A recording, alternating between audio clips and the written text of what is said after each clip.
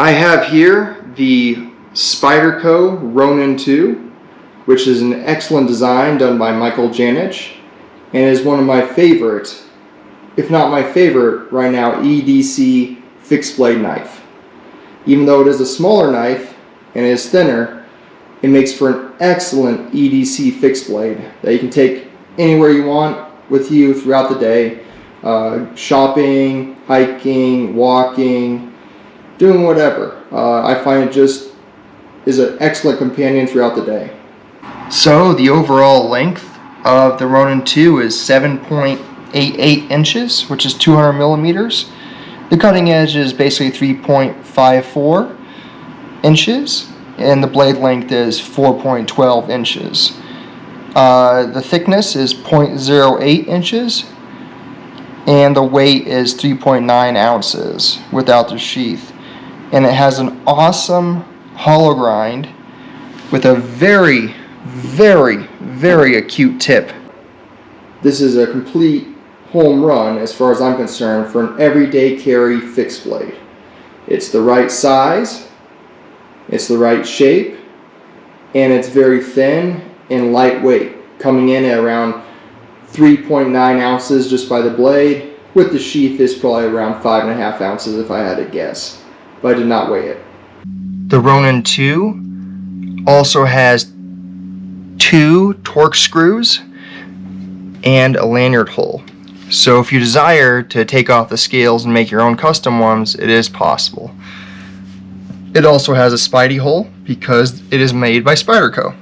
This knife has great construction, and one of the pros, some people might look at it as a con, is how thin this knife is.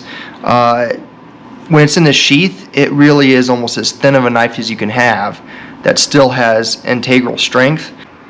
I've been carrying the Spyderco Ronin 2 a lot on my hikes, but also to the supermarket and different places out and about, and I find it to be very comfortable, and it literally just disappears on my waistband.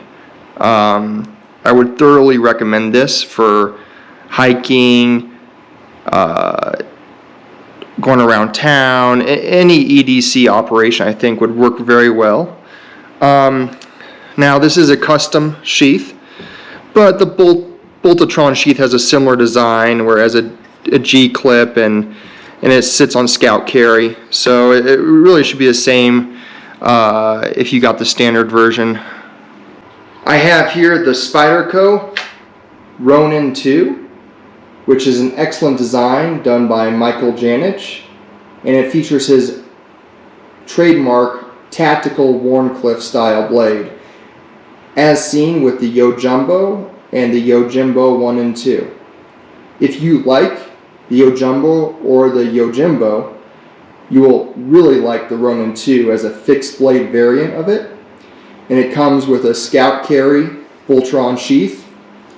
In this case I have a Kydex custom sheath, but it fits about the same dimensions.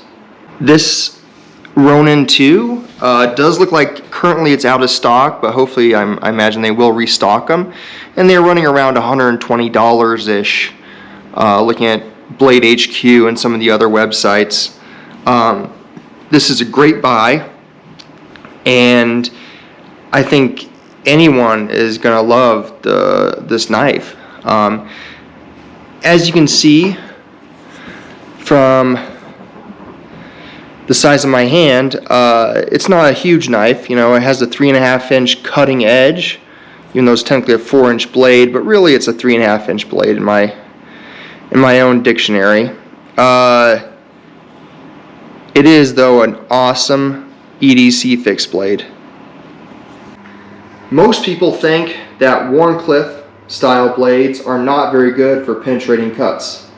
However, according to Michael Janich's testing, his style of tactical Wharncliffe blades make very good penetrating cuts. What happens is, you know, say your cardboard or whatever, it comes through and the substance itself pushes on the top of the spine like here, and it keeps guiding in, and it goes in very well. Just as well, or if not better, than most other blade shapes. The knife handle scales are black G10 with There's some texture, but it's a light texture. Might be the more like the peel ply texture that comes with some of them. And I do like that this handle shape has, you know, a little bit of a swedge in the middle, tapers down, and then you basically have 3 different spots to put your fingers, and it keeps it somewhat neutral, even though there are 3 different spots. And my hand just kind of finds wherever it wants to sit on in a very natural way. And the other thing that's awesome about this is, you know, it really is meant to be in a saber grip, and I have large hands, and it fits me fine. But also you can do Filipino style and put your thumb way up here on the edge of the spine. And I'm sure Michael Janich intentionally designed that, him being a martial arts connoisseur. There are 2 interesting places you can put lanyards. This guy and this hole probably would work as well. It's not a chopper, so I'm not sure if you really need a front lanyard hole.